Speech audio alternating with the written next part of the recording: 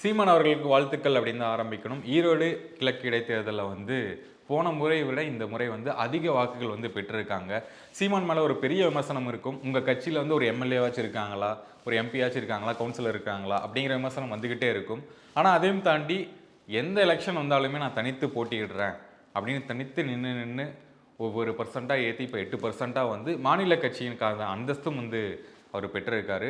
அடுத்து 2026 தேர்தலையுமே நான் தனியா தான் போட்டியிடுவேன். என் தலைமையில யாராவது வரீங்கன்னா வாங்க. அப்படிங்கிற மாரி கெத்தா சொல்லி நிக்கிறாரு அப்படின்னு தான் சொல்லணும்.